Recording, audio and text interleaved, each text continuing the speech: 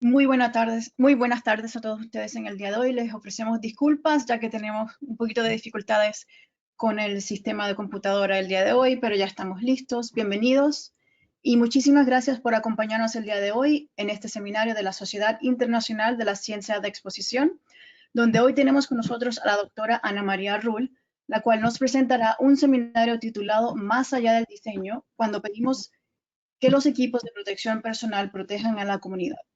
Yo soy la doctora Leslie-Ann Quiroz Alcalá y soy la secretaria de la Sociedad Internacional de Ciencia de Exposición y profesora de la Escuela de Salud Pública Bloomberg en la Universidad de Johns Hopkins. Hoy estaré moderando este seminario y para aquellos que no son miembros de nuestra sociedad, les pedimos que por favor consideren hacerse miembros, ya que hay muchos beneficios para sus miembros, incluyendo acceso exclusivo a seminarios como el que van a oír en el día de hoy. Antes de comenzar el seminario, tenemos algunos avisos. El primero es que arriba a mano derecha en su pantalla podrán ver el panel de control.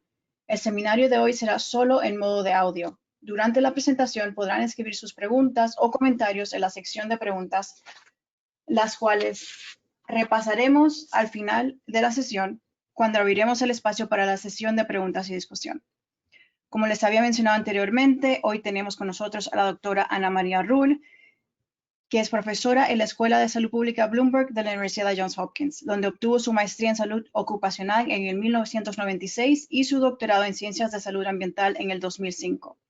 La doctora Rull es una experta en evaluación de la exposición a riesgos ambientales y laborales, incluidos los entornos agrícolas, urbanos y hospitalarios. Actualmente es parte de un grupo de expertos que desarrolla pautas de equipo de protección personal para la Organización Mundial de Salud en el ámbito de COVID-19 y la doctora Rull también es directora del Laboratorio de Evaluación de Exposición Ambiental, donde desarrolla y aplica métodos para la evaluación de exposiciones a poblaciones adultas y pediátricas. Actualmente ella está investigando la exposición a metales de cigarrillos electrónicos, entre otros proyectos.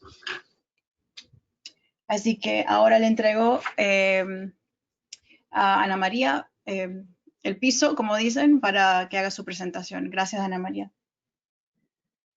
Gracias, Leslie-Ann. Gracias, Nicole y Caitlin. Gracias a todos por estar en este seminario, que aunque yo lo voy a presentar, tengo que hacer la aclaración de que fue preparado en combinación con mi compañera Kirsten Kohler, que es profesora también de la Escuela de Salud Pública en Johns Hopkins University. Así es que vamos a hablar de más allá del diseño, cuando pedimos que los equipos de protección personal también protejan a la comunidad. Siguiente. Caitlin, next.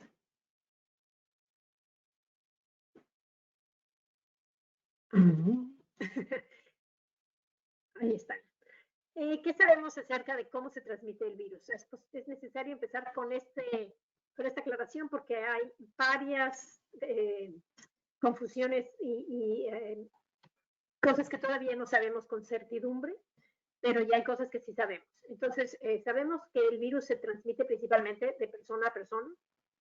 Sabemos que se transmite a través de gotitas respiratorias que abarcan muchísimos tamaños, que se emiten o expulsan cuando una persona infectada habla, canta, tose, estornuda, etc. Hay tres formas principales de transmisión. Una es las gotitas más grandes viajan hasta 1 metro, 1,5 metros en el aire y pueden infectar a alguien que se encuentra a esta distancia. Se llama la transmisión por gotículas respiratorias. El segundo modo de transmisión es cuando las gotitas se depositan, estas gotitas respiratorias se depositan en superficies y pueden permanecer estas superficies en forma infecciosa hasta por un par de días, depende de la superficie. Esto se le llama transmisión por fomites. La tercera forma de transmisión es las gotitas más pequeñas que pueden permanecer suspendidas en el aire y si contienen virus pueden ser infecciosas por varias horas. Esto consideramos que se llama transmisión por aerosoles. A la fecha no sabemos cuál de estos mecanismos es predominante, pero sí sabemos que los tres son posibles y sabemos que protegernos acerca de la posibilidad de los aerosoles nos va a ofrecer la protección más segura. También sabemos que hasta un 40% de infectados son asintomáticos y esto es en particular difícil para esta enfermedad porque no nos da pautas de cómo saber a quién tenemos que aislar o de quién tenemos que proteger. Next.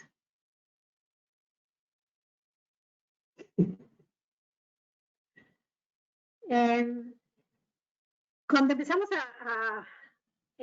por ahí en marzo, que empezamos a ver que esta epidemia que empezaba en China empezaba a extenderse por el mundo, empezamos a ver que había muchísimas preguntas acerca de las máscaras, qué tanto me puede proteger, qué tipo de mascarillas están disponibles, en la gran escasez que está un poquito mejorando, pero aún, como todavía tenemos muchos meses por delante con esta enfermedad, aún hay cierta escasez.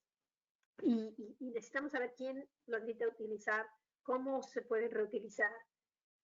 Y hay ahora un poquito más de claridad, entonces tanto la Organización Mundial de la Salud como los centros de salud de los Estados Unidos ya recomiendan que todos usen mascarillas en lugares públicos. Next.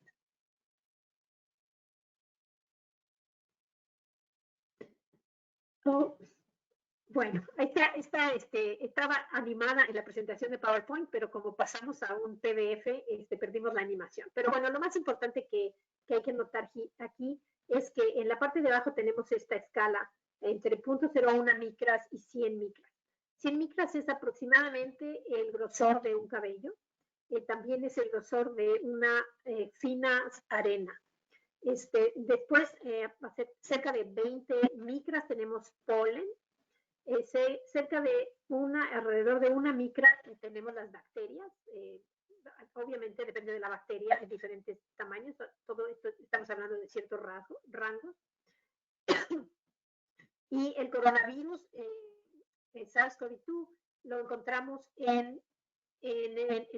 a cerca de 120 nanómetros o 0.1.12 micras. Todo esto para decir que dentro de, aunque algunas veces hemos oído hablar del coronavirus como un virus grande, todo esto es relativo, es bastante pequeño y tenemos que considerarlo capaz de estar en el aerosol. Next.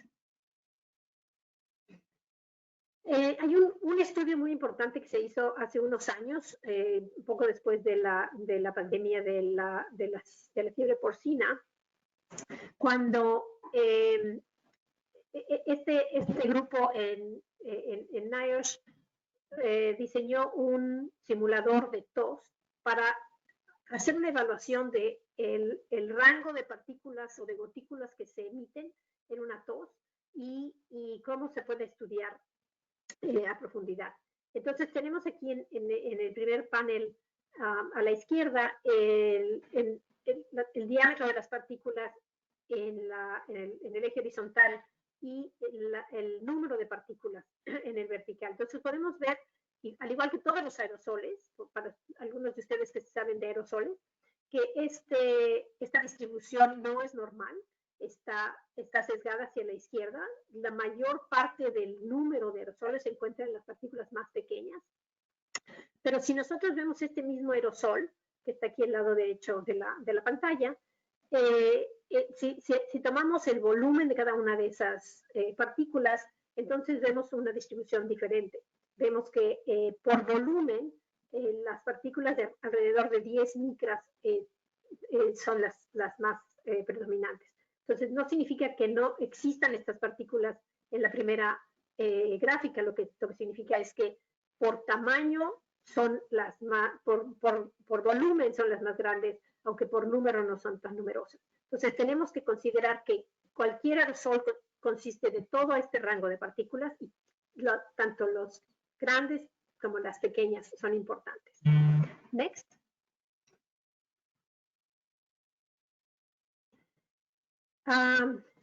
Una disculpa que no traduje esta transparencia.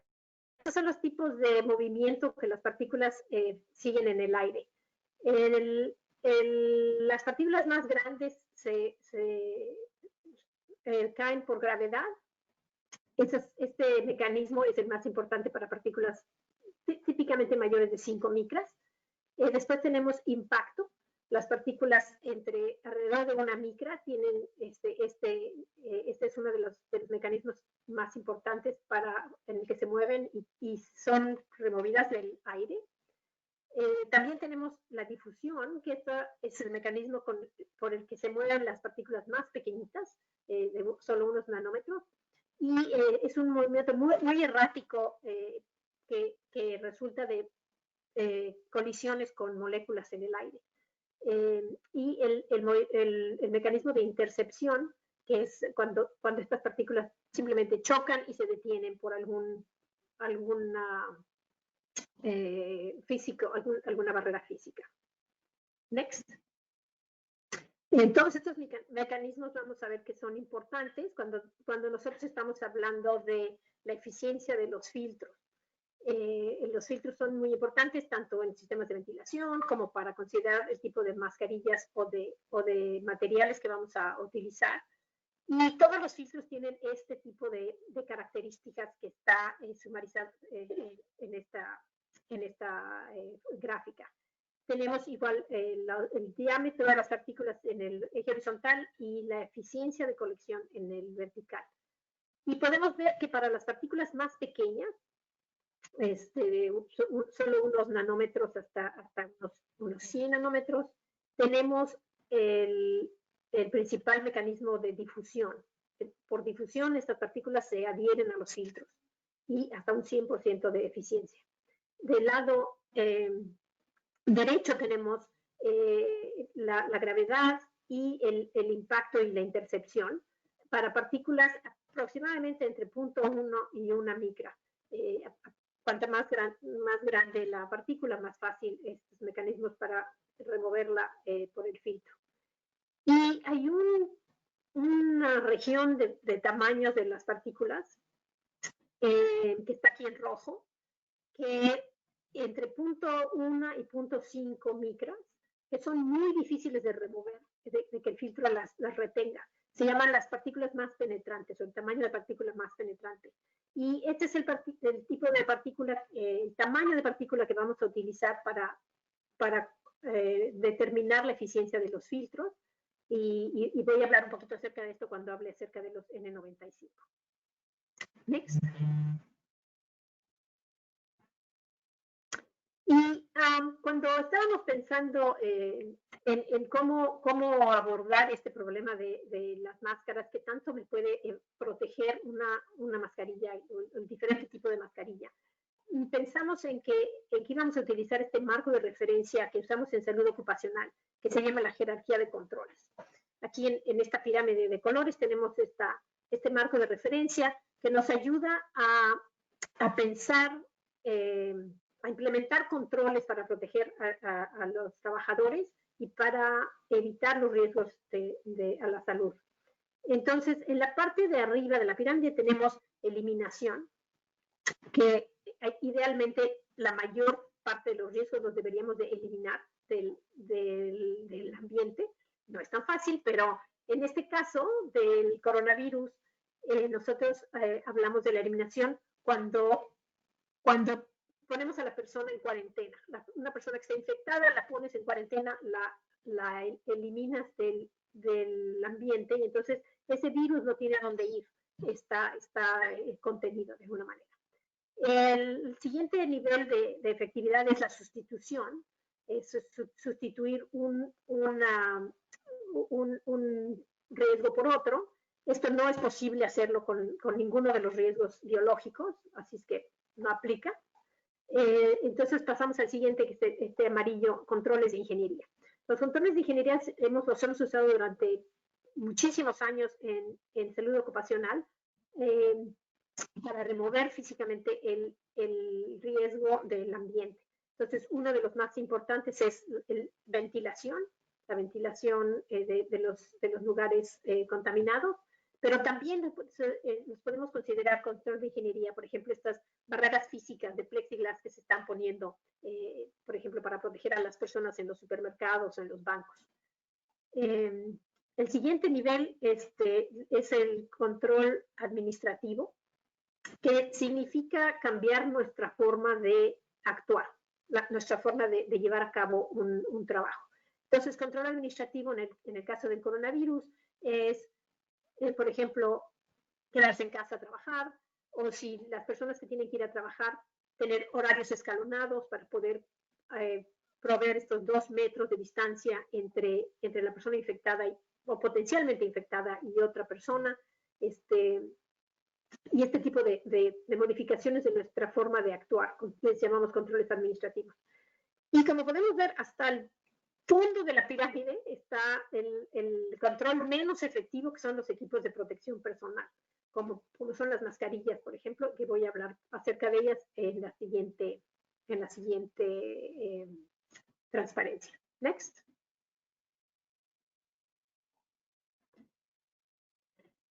Entonces, tenemos 2 razones para utilizar una máscara.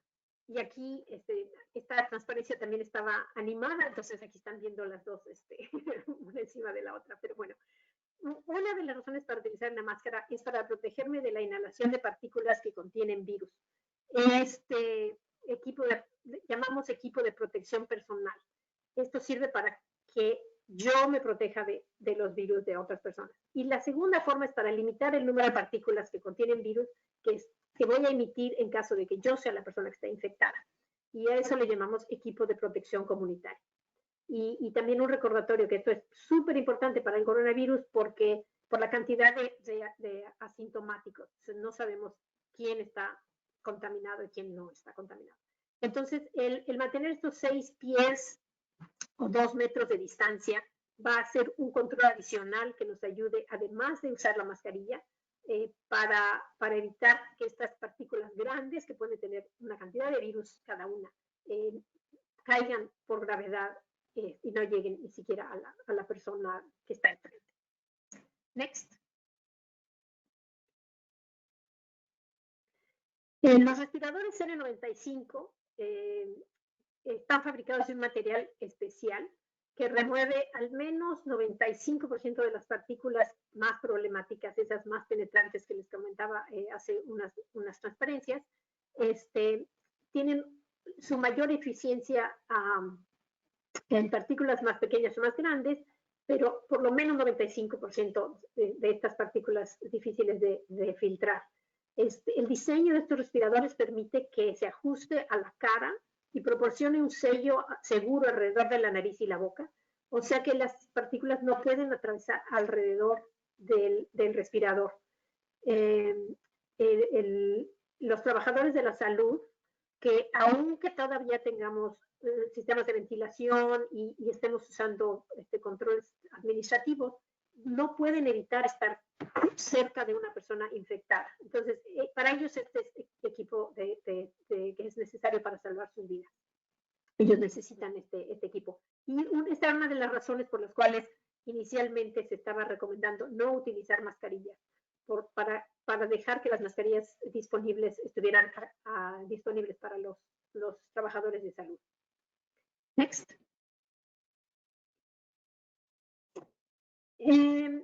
Una de las preguntas que tenemos muy seguido es si se pueden reutilizar los N95 y las mascarillas quirúrgicas. En condiciones normales no se recomienda reutilizarlos, pero en este caso de escasez que estamos viviendo, hay varios métodos de decontaminación que han sido aprobados para desinfectar las máscaras, tanto las N95 como las mascarillas quirúrgicas. Si se calienta a 70 grados por 30 minutos, es suficiente para inactivar el virus. También radiación ultravioleta en el rango C, que es una longitud de onda de 254 nanómetros a 2 megawatts por centímetro cuadrado y por tiempo de 15 minutos. Entonces, como pueden ver, es una especificación muy particular y son equipos especiales que deben ser acreditados porque pueden tener consecuencias a la salud si no se utilizan bien y si no cumplen esas características, no inactivan el virus.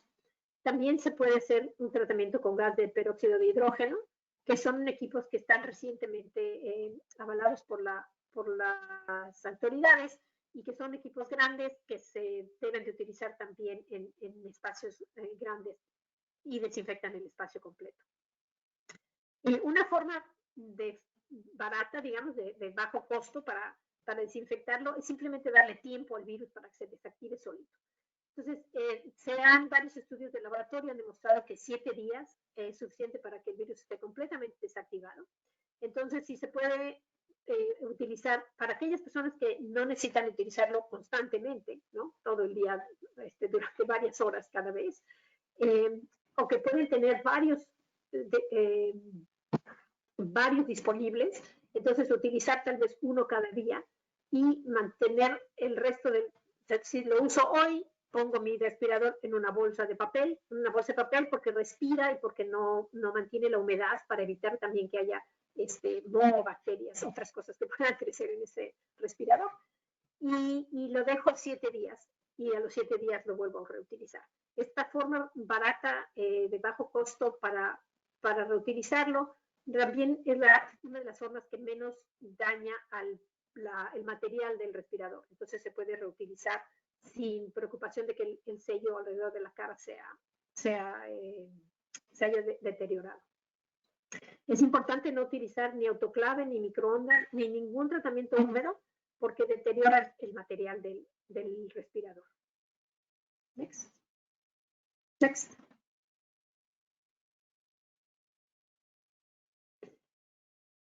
Existen unos respiradores N95 que tienen unas válvulas que hacen que el respirador sea cómodo para utilizar en situaciones ocupacionales. Estos respiradores fueron diseñados para concentraciones altas de polvo o de gases. Por ejemplo, cuando una persona está haciendo una soldadura o carpintería o construcción. No fueron ni son aprobados para el sector salud porque tienen esta válvula que sella muy bien cuando uno inhala, y entonces me protege a mí, pero no tiene ninguna forma de filtro ni nada que evite que las partículas salgan de la válvula. Entonces, los aerosoles que pudieran tener virus salen de esta válvula y pueden contaminar a la persona que está cerca de mí. Entonces, no se deben utilizar en el sector salud y no son equipo, de hecho, no son equipo de protección comunitaria a menos de que se guarden 2 metros de distancia. Next. Las mascarillas quirúrgicas también son fabricadas de material especial, resistente a los líquidos. No proporcionan un sello alrededor de la nariz y la boca. Esto los profesionales de la salud lo conocen, lo saben muy bien y no utilizan estas mascarillas cuando están enfrente cuando se presenta como un paciente infeccioso por aerosoles. Las mascarillas quirúrgicas protegen la nariz y la boca de grandes partículas o gotículas generadas por estornudo y tos. Estas mascarillas sí se han demostrado en varios estudios que sirven como control de fuente. O sea, si yo estoy infectado, reduzco la cantidad de aerosoles que salen, que yo emito. Entonces, son un buen equipo de protección comunitaria. Next. Es igual, al igual que los cubrebocas de tela hechos en casa, tienen muy similares características a los quirúrgicos. No son equipo de protección personal porque no evitan que las partículas pequeñas atraviesen el material. Son equipo de protección comunitaria porque las gotículas o las partículas se reduce la cantidad que estamos emitiendo. Igual no eliminan el riesgo por completo, pero lo reducen. Para evitar contagios es necesario utilizarlas correctamente, mantener siempre los 2 metros de distancia con otras personas o más, claro. Quitarse el cubrebocas sin tocar la tela, de ser posible, lavarse las manos después de tocar el cubrebocas y lavarlo después de usarlos con agua caliente y jabón. Eso debe ser suficiente y por eso es bueno tener varios para tener uno cada vez que vaya uno a salir. Next. Hay un estudio que se hizo hace varios años hizo pruebas de filtrado de diferentes materiales que se encuentran comúnmente en el mercado. Entonces, como pueden ver aquí en el lado izquierdo, tenemos la penetración en el eje de las Y en el eje vertical, la penetración de partículas a través del material. Entonces, cuanto más chiquita es esta barra, más eficiente es el material, o mejor filtrado. Tenemos este primer que dice Media N95, ¿no? Las diferentes materiales los compararon con los N95, porque es nuestro punto de referencia, y efectivamente vieron que el N95 bloquea por lo menos 95% de las partículas. Y como vemos aquí, este primer panel son diferentes ¿cómo se dice? No modelos, marcas de sudaderas, camisetas, t-shirts, toallas y bufandas. Entonces, el más eficiente de todos, que es esta sudadera Hanes, en el primer panel en medio, solamente es efectiva un 40%. Entonces, este 50% de chance de que tal vez atraviese la partícula con virus o no, es un riesgo, en mi punto de vista, demasiado alto. Todos los demás materiales no son eficientes suficientemente. Y en el lado izquierdo de la derecha, estoy hecha bolas, pero bueno, del otro en la pantalla tenemos la eficiencia según el tamaño de la partícula. Entonces podemos ver que las partículas más pequeñas son relativamente fáciles de detener por el material, por estos efectos electrostáticos y de difusión, pero las partículas más grandes no tanto. Entonces esto nos da una indicación de la protección que nos da cada uno de los materiales. Next. Así como hay este muy buen artículo que estuvo diseñado y avalado hace unos años, en los últimos meses se han publicado varios estudios que desgraciadamente no tienen el rigor y que han evaluado la eficiencia de diversos cubrebocas con resultados muy extraños. Entonces nosotros queríamos nada más hacer como esta nota de precaución. Si usted está leyendo un artículo y algo no se ve bien, si los resultados no muestran que los N95 filtran al menos 95% de las partículas, estas partículas más penetrantes, entonces la metodología no está bien. Y hemos encontrado 2 o 3 artículos en la literatura que tienen este problema. El flujo de aire es muy bajo y entonces no están realmente evaluando el material con las condiciones que deben de estar evaluando. Next. ¿Cómo vamos de tiempo? Las caretas es un tema que se ha vuelto muy controversial últimamente. Las caretas son muy cómodas de utilizar, eso no queda duda, pero no son equipo de protección personal. Las caretas no tienen un sello alrededor de la cara. Los aerosoles siguen el flujo de aire alrededor de la cara, tanto en la exhalación como en la inhalación. Y entonces no pueden protegernos realmente de los aerosoles. Las caretas sí nos protegen de las gotas más grandes, que son producidas por tos o estornudo. Esa es una de las razones por las que las caretas se utilizan y se han utilizado por muchos años en consultorios de dentistas, por ejemplo, en el sector salud, para proteger de estas, digamos, cercanos proyectiles que pueden estar a corta distancia de la persona que está trabajando. Entonces, sangre, vómito, etcétera. Las caretas nos protegen muy bien los ojos, son muy fáciles de limpiar, esa es una gran ventaja. Y una ventaja que tienen cuando se extienden por abajo de la barbilla es que protegen la mascarilla, porque se deben de usar con una mascarilla, protegen la mascarilla de estas salpicaduras. Entonces extienden un poquito el tiempo de la mascarilla y evitan el contagio de la persona que toca la mascarilla y después se puede tocar la cara. Entonces, como decíamos antes, estos equipos no son ni equipo de protección personal ni equipo de protección comunitaria. Y el único estudio que las ha evaluado a conciencia, que pongo aquí por el señor Bill Lindsley, en 2014 los evaluó con un simulador de tos y ellos concluyeron que no se debe utilizar como un sustituto de protección respiratoria. Están solamente probados contra partículas grandes. Entonces, next. Tenemos esta gráfica que es muy sencilla, pero creemos que muy fácil de entender y que hace como un resumen de todo esto que les he platicado. El equipo de protección personal en azul son estas mascarillas que tienen válvula o estos que tienen una, no sé cómo se llaman en español, paper, los equipos que son como una, tienen una,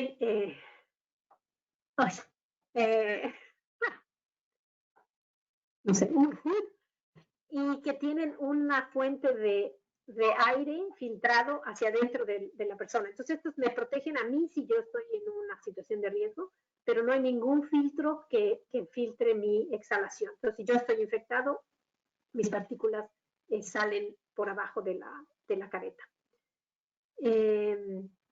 Entonces, aquí en el amarillo tenemos los equipos de protección comunitaria, que son estas mascarillas que no tienen un sello alrededor de la boca. Y es necesario el distanciamiento social para además proteger al usuario. El único equipo que hemos encontrado que sirve tanto para equipo de protección personal como equipo de protección comunitaria, es decir, si yo tengo que estar a menos de 2 metros de distancia de otra persona, este es el único equipo mascarilla que realmente es eficiente, que son las N95 sin válvula. Con la aclaración que tiene que hacerse una prueba del sello alrededor de la boca y la nariz para que no se pasen partículas ni hacia adentro ni hacia afuera. Next. Y aquí una pequeña pausa para decirles acerca de los guantes. Los guantes son un problema que no se deberían estar utilizando. El personal de salud debe usar guantes y está capacitado para hacerlo, principalmente para evitar contaminación entre pacientes. Pero el público en general no tiene ninguna razón para utilizar guantes. El virus no penetra la piel. Es por esto que si alguien está propagando el virus, con guantes o sin guantes da lo mismo. Los guantes, de hecho, siento que le dan a la persona una falsa sensación de seguridad. Y entonces, porque tiene los guantes, es posible que esté además agarrando su teléfono y además tocándose la cara y además tocando las superficies de contacto. Y entonces el contagio puede ser peor. Que cuando no tengo yo guantes, estoy muy consciente de qué estoy tocando y después limpiarme las manos con gel o lavarme las manos inmediatamente. Entonces, además de todo esto, los guantes se han estado descartando de manera inadecuada. Yo los encuentro constantemente tirados en los estacionamientos de los supermercados y es una pena lo que estamos haciendo con el ambiente, que además ni siquiera nos está proporcionando ninguna ventaja adicional contra el coronavirus. Next.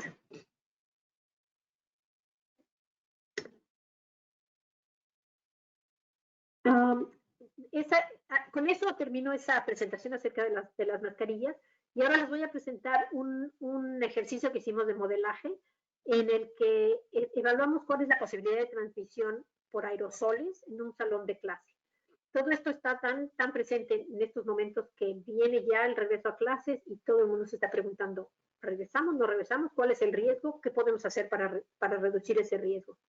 Entonces, en este ejercicio, que está basado en un modelo matemático, evaluamos cuál es la probabilidad de infección, qué tanto ayudan las mascarillas y cuánto tiempo hay que dejar transcurrir entre una clase y otra clase. Next.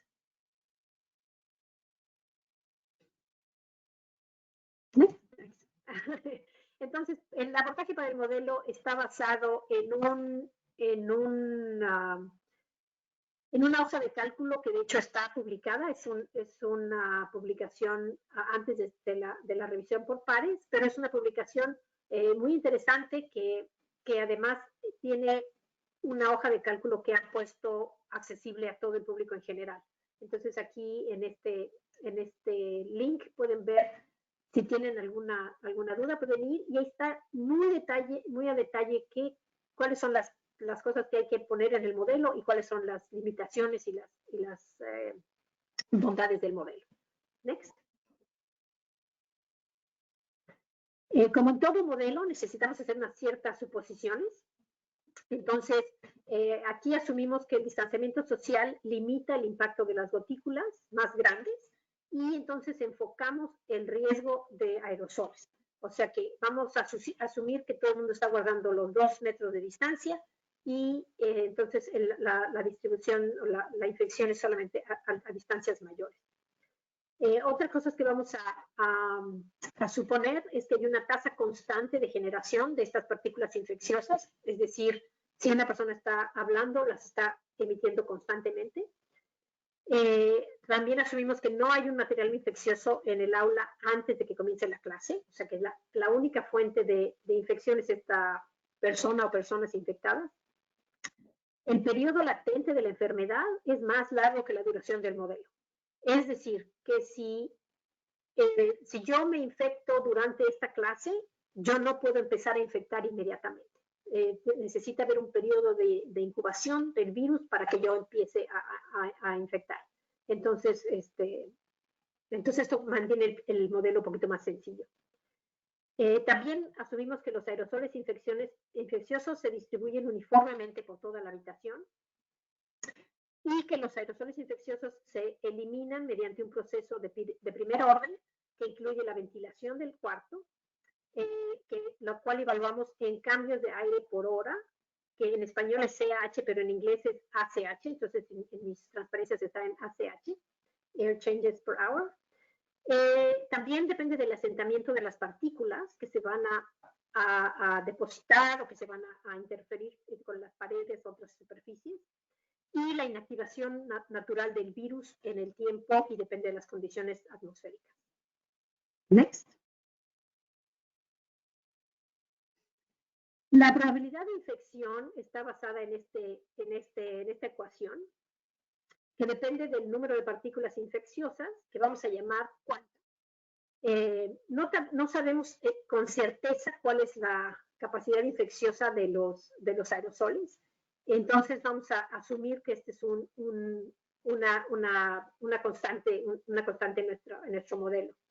Y esta cuanta en un espacio, o sea, la concentración promedio, y también depende del tiempo de exposición.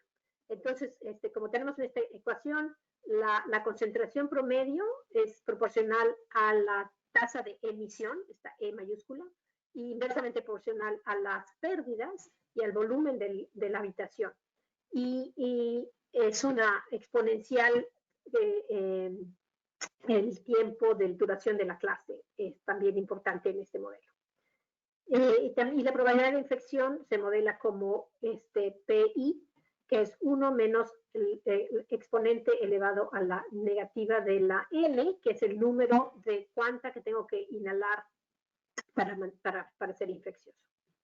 Next. O para contraer la infección. Entonces, para este modelo consideramos 3 casos para hacerlo como un rango razonable y para que cada quien pueda evaluar según las condiciones de su propio salón de clases. Entonces, en esta tabla tenemos los parámetros que utilizamos para hacer un modelo de alto riesgo, un modelo de riesgo medio y de riesgo bajo. En la primera columna tenemos la ventilación, que son los cambios de aire por hora. 1.9 cambios de aire por hora es realmente bajo, pero creo que son condiciones que se pueden encontrar en lugares donde no hay un sistema mecánico de ventilación. O sea, si nada más abrimos las ventanas y no hay mucho aire circulando, puede ser una situación real. Aquí vamos a asumir que no hay tasa de reducción viral, que el virus está en su elemento, está contento y no se inactiva de ninguna manera. La tasa de emisión de 500 cuanta por hora, es un número alto, pero no es un número irrazonable. En este modelo original el modelo está basado en un evento que sucedió con un coro en el estado de Washington, donde una persona infectó a, creo que el 80% del coro. Y en esa situación se calculó hasta 900 cuanta por hora. Entonces 500 creemos que es un número alto, pero no irrazonable. Y otra cosa, en la última columna tenemos el tiempo de que dura la clase. Una clase de 2 horas no es completamente fuera de lo común en la universidad, aunque sabemos que tal vez es un poco alto. Pero, por ejemplo, en primarias y secundarias, esto es actually, de hecho, es bajo, ¿no? En el riesgo medio tenemos 9 cambios de hora por hora, una tasa de 0.32, emisión de 135 y duración de 1 hora. Y en el riesgo bajo elevamos al máximo que hemos encontrado de ventilación, una reducción razonable de 0.63, emisión de 21 y de duración de 1 hora. Next. Entonces, poniendo estos parámetros en el modelo, encontramos y este es una labor que hizo mi compañera Kirsten, que es una muy buena modeladora y prepara unas gráficas excelentes. Entonces tenemos aquí en el eje vertical tenemos la eficiencia de las máscaras. Si la persona las personas que tienen una mascarilla puesta al inhalar. Y en el eje horizontal está la exhalación. Y en esta barra, digamos, que hay en el lado izquierdo, derecho, está la probabilidad de infección por cada estudiante.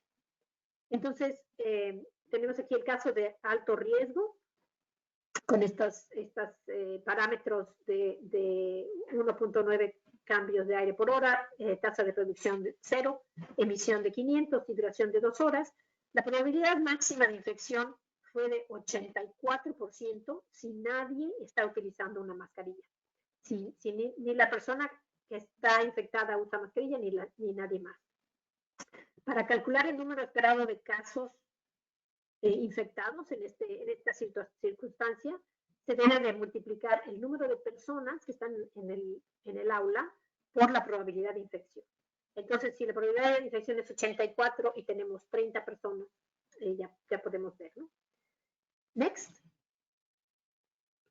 En el modelo mediano, en el modelo de riesgo medio, tenemos 9 cambios de aire por hora, que es, al menos en los Estados Unidos, una ventilación promedio, una tasa de reducción viral de 0.32, una emisión de 135 y la clase la pusimos un poquito más razonable a 1 hora. Entonces, aquí igual estamos asumiendo que nadie tiene puesta una mascarilla, la eficiencia de la máscara es 0. El máximo riesgo es de 6% por estudiante. Next.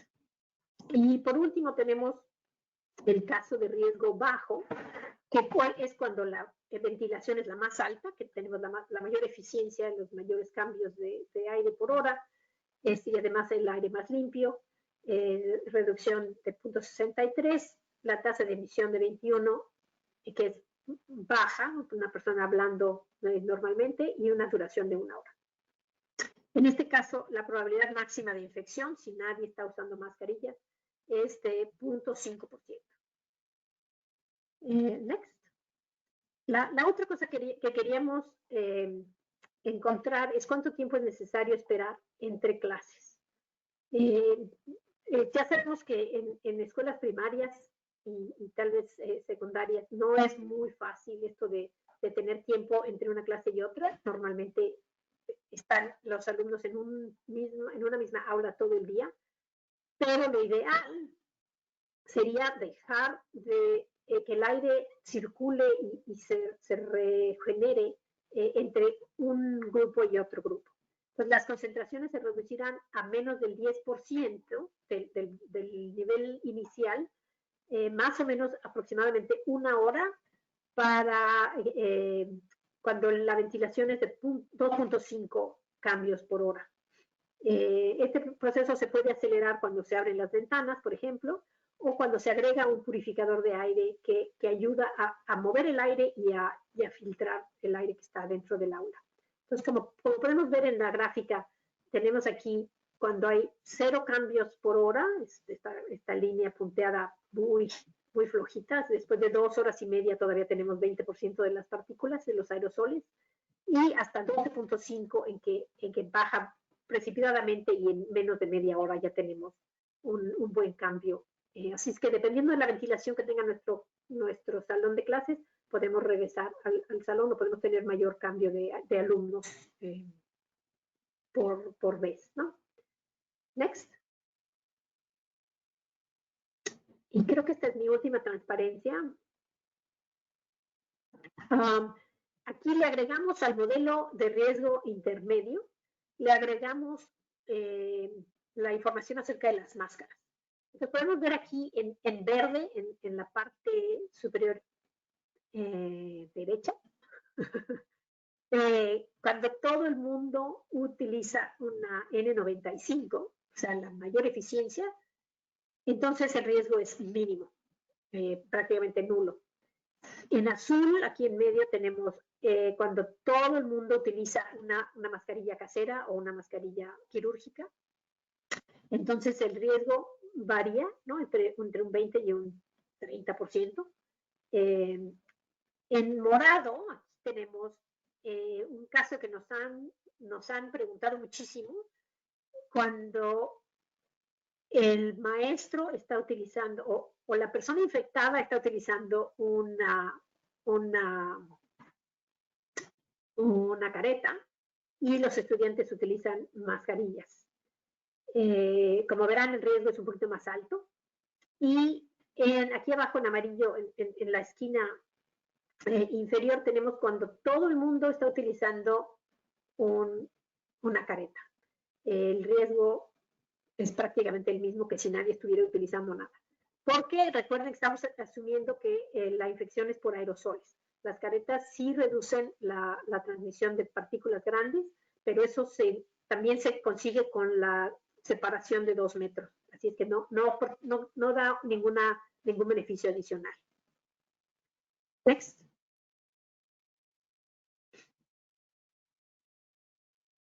Entonces, algunas recomendaciones basadas en este modelo para minimizar el riesgo de infección en el aula es ofrecer instrucción para cursos donde se pueda mantener una separación de al menos 2 metros entre cada una de las personas, tanto entre los estudiantes como los estudiantes y el instructor. Maximizar la ventilación con aire fresco en la medida de lo posible. Nosotros sabemos que hay muchos edificios que no pueden ser capaces de mantener esta ventilación, pero abrir ventanas, poner ventiladores, lo que sea necesario. También utilizar los filtros de mayor eficiencia cuando hay un sistema de ventilación mecánica. Estos filtros tienen una categorización que va desde 2 hasta 16, y nosotros hemos visto que MERV 14 o superior es una buena filtración. Y siempre recordando que la eficiencia de estos sistemas de ventilación depende del mantenimiento y de que el filtro tenga un buen sello alrededor del filtro, porque si hay aire que sobrepasa alrededor del filtro, entonces no está siendo eficiente. Para algunas situaciones se puede agregar un filtro portátil o un purificador de aire. Puede ser una buena alternativa. Por ejemplo, poner uno en el escritorio del profesor. Entonces, esto evita que si el profesor está infectado, la transmisión hacia los alumnos, o que si los alumnos están infectados, que el aire que circula alrededor del profesor esté limpio. La temperatura es muy importante. Como decía antes, las condiciones ambientales para que el virus sobreviva son relativamente constringidas.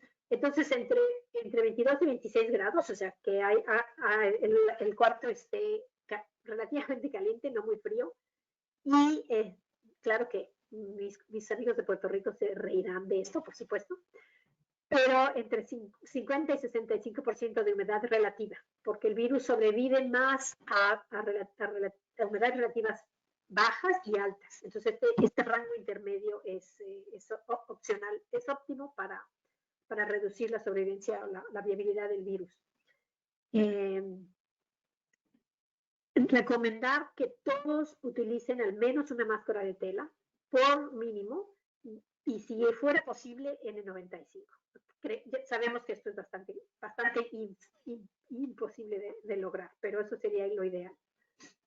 Y que las caretas no son un sustituto para las máscaras. Si se quiere usar la careta encima de la máscara, eso está perfectamente bien.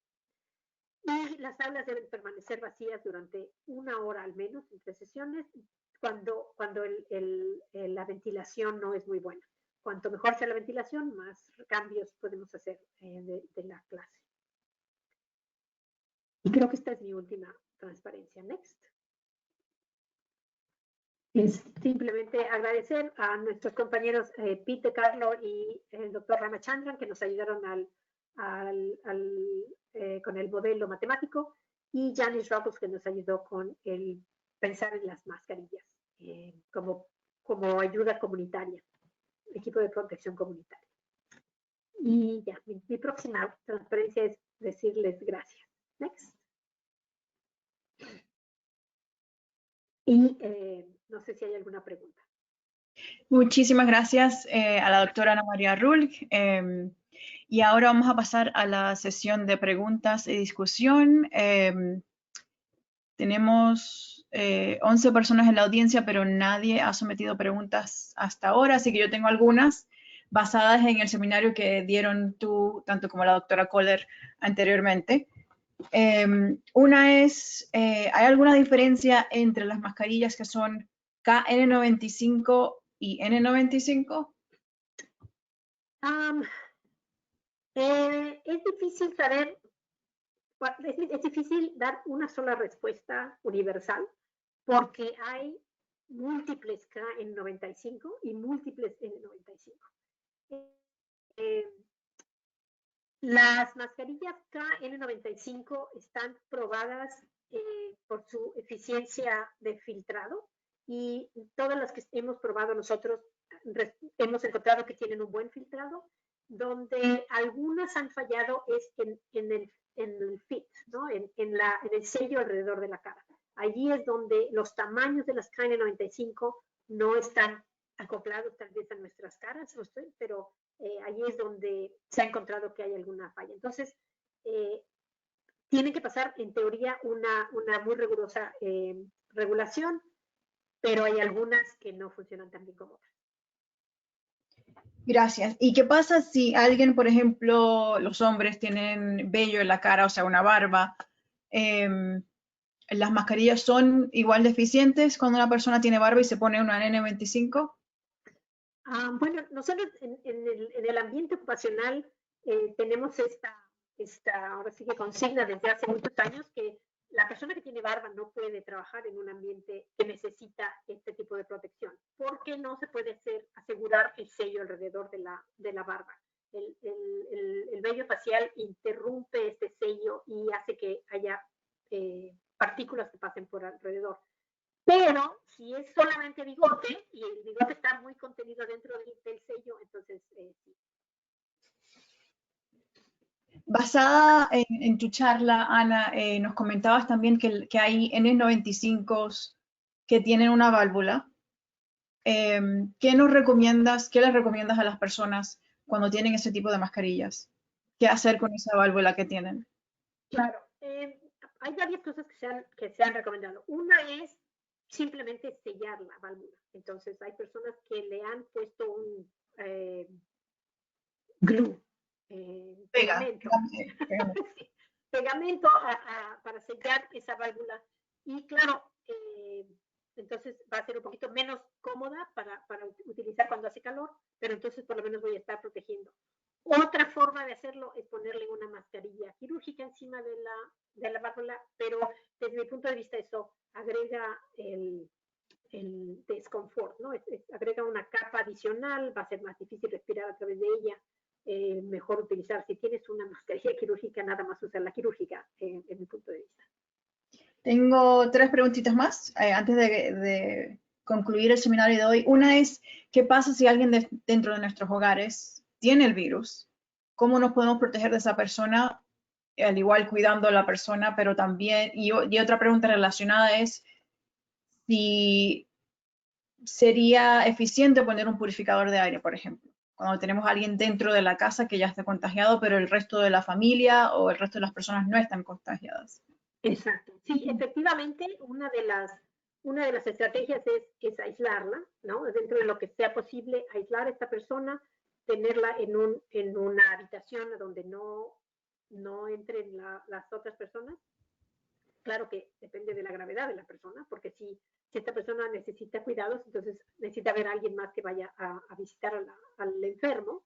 Entonces, la persona que está cuidando del enfermo debería de utilizar la mayor protección posible, si es posible, N95. Minimizar el tiempo que se está en la presencia de esta otra persona y dentro de lo posible guardar una distancia de al menos 2 metros. Y lo más importante, como mencionas, es aumentar la ventilación en el cuarto de donde está la persona enferma. Entonces, una de las formas de hacerlo es abriendo ventanas, aunque las personas que vivimos en la costa este, aquí en el norte, sabemos que hay días donde no circula el aire. Y tú abres la ventana y no hay aire. Entonces, puede que no sirva de nada abrir la ventana. Entonces, para que circule el aire, una de las formas más eficientes es utilizar un purificador de aire, como mencionas.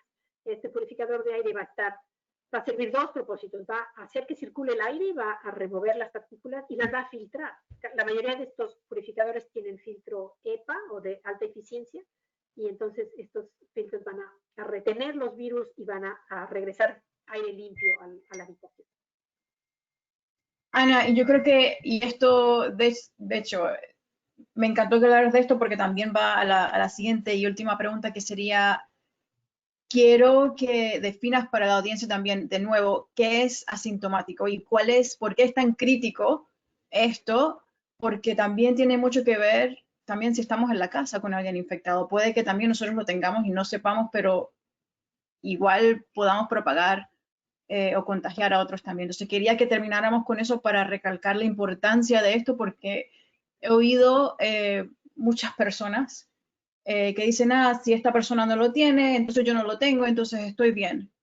Como que, no sé, si podías comentar en eso te lo agradecería.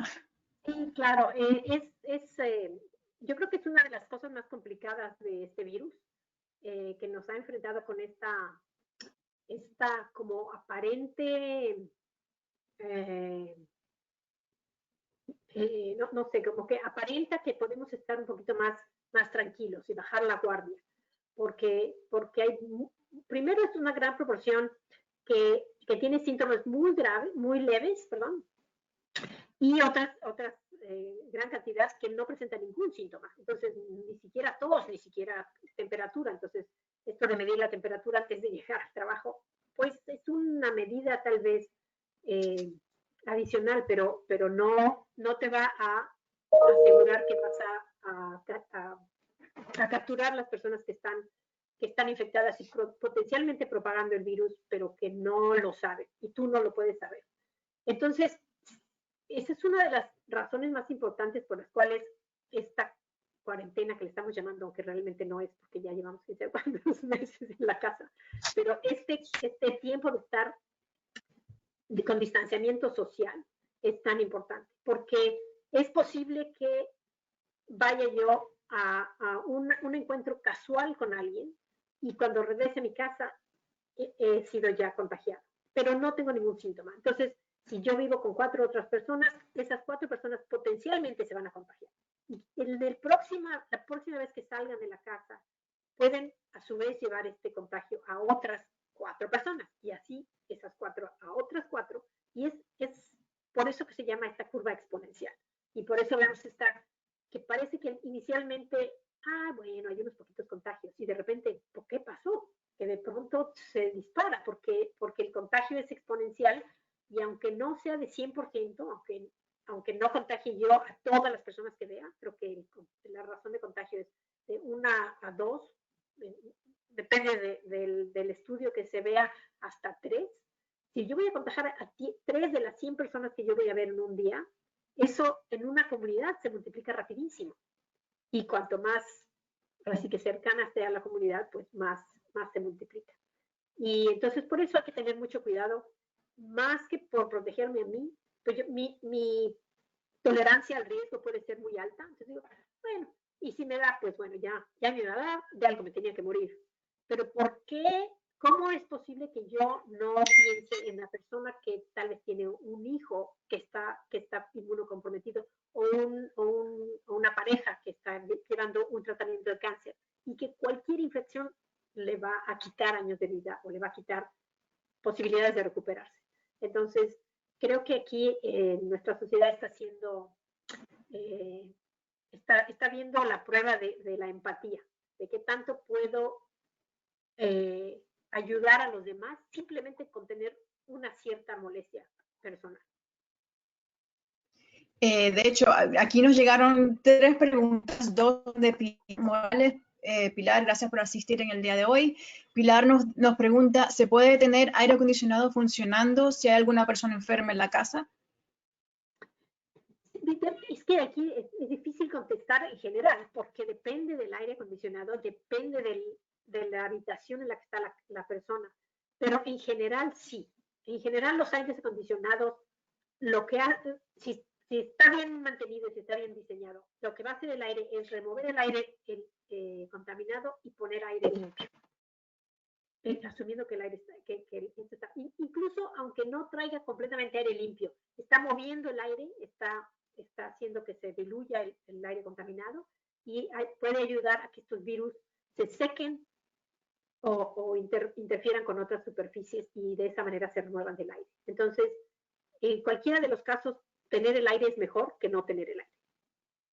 Y también relacionado a eso, también es importante abrir las ventanas, también como estábamos hablando, que la ventilación es súper importante.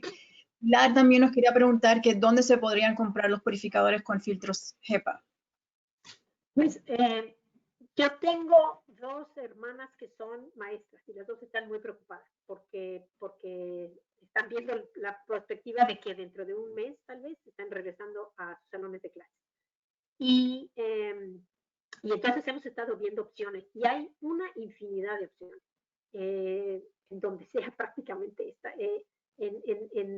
No sé qué tanto podemos decir, pero en tiendas de autoservicio, por internet, hay cadenas, hay algunas personas que venden, digamos, como de persona a persona, hay muchísimos modelos y de los que estábamos viendo están entre 100 y $300. No sé, porque también estaba viendo en pesos mexicanos estaban entre 1,000 y 4,000. Había unos de hasta 12,000 pesos, que serían, no sé, ¿no? $6,000, que son como de los más caros. $600, pero es una gran ayuda porque realmente limpian el aire. Y aquí la última pregunta del doctor dice, hola Ana, es Juan Pablo Ramos Bonilla. Hola Juan Pablo, gusto tenerte aquí con nosotros, es desde Colombia. Excelente seminario. Después de la explicación y en un mundo ideal, un full face respirator otorga una protección adecuada desde una perspectiva comunitaria y personal. No, desgraciadamente los full face respirators tienen la misma válvula que los half face respirators, porque si no, no habría manera de estar adentro de este full face, ¿no? La mascarilla es un sello perfecto alrededor de la cara y entonces necesitamos exhalar porque si no se empañarían nuestro visor. Entonces, todos los full face respirators tienen esta válvula también. Así es que es necesario o taparla de alguna manera o agregarle un filtro para que sea equipo de protección comunitaria. El equipo de protección personal sí es, pero, o sea, si todo el mundo está usando el mismo equipo, entonces está bien. Pero si una persona está usando esto y los demás no, entonces se puede hacer el contagio. Bueno, yo creo que dado la hora, queremos concluir en estos momentos. Ana, muchísimas gracias por darnos este seminario que es súper útil, súper crítico y súper importante, toda la información que nos has proveído el día de hoy.